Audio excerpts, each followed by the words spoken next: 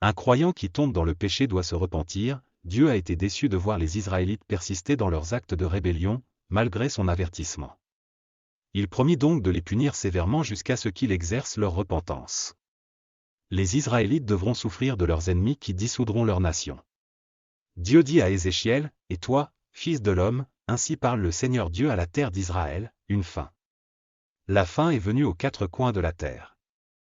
Maintenant la fin est venue sur toi, et j'enverrai ma colère contre toi, je te jugerai selon tes voies, et je te rendrai pour toutes tes abominations. Mon œil ne vous épargnera pas, et je n'aurai pas de pitié, mais je vous rendrai vos voies, et vos abominations seront au milieu de vous, alors vous saurez que je suis le Seigneur. Ainsi parle le Seigneur Dieu, un désastre singulier, voici qu'il est arrivé. La fin est venue, elle s'est levée pour vous.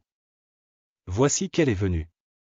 Le malheur est venu pour toi, toi qui habites le pays, le temps est venu, un jour de détresse est proche, et non de réjouissance dans les montagnes. Maintenant, je répandrai bientôt sur vous ma fureur, et je passerai ma colère sur vous, je vous jugerai selon vos voies, et je vous rendrai la pareille pour toutes vos abominations. Ézéchiel 7, 1, 8. Leçon, Dieu déteste le péché comme une maladie détestable. Le péché force ses mains à retirer ses bienfaits à son propre peuple. Le diable se réjouit lorsqu'un chrétien commet un péché, car il aurait la possibilité de le frapper, surtout lorsque la repentance n'est pas exercée. Cependant, les conséquences du péché ne sont pas facilement prévisibles, car on ne sait pas comment Dieu réagirait. Dans la plupart des cas, les punitions accordées pour des actions pécheresses semblent scandaleuses. Cependant, Dieu qui exerce un jugement de punition s'intéresse surtout à la repentance de son peuple. Il attend d'un pécheur qu'il se repente et qu'il revienne à son véritable amour du Christ. Afin que le diable puisse être mis à mal. Jéhovah rétablira tout pécheur qui vient à lui, quelle que soit la gravité de son péché. Par conséquent, tout enfant de Dieu devrait envisager de servir Dieu dans la beauté de sa sainteté. Tout croyant qui tombe dans le péché devrait considérer qu'il est nécessaire de se repentir et de prendre un nouveau congé afin que le diable puisse être honteux et que Dieu soit glorifié. Une personne qui marche prudemment devant son Créateur jouira de ses bienfaits divins.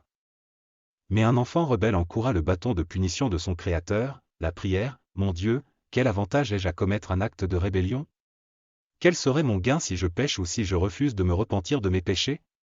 Le diable ne serait-il pas glorifié dans mon péché ? Par conséquent, je suis déterminé à marcher devant vous dans la beauté de la sainteté. Je ferai tout ce que vous me demanderez de faire, et je vous obéirai dans tous les aspects de ma vie. Dans la mesure où j'ai votre grâce. Je vous servirai fidèlement et j'obéirai à vos instructions, afin de pouvoir prospérer. S'il vous plaît, donnez-moi un cœur simple et sincère pour marcher devant vous dans la crainte pieuse. Permettez-moi d'être humble pour me repentir de mes péchés, et donnez-moi la grâce de faire votre volonté tout au long des jours de ma vie. Car c'est au nom de Jésus-Christ que je fais mes demandes. Amen.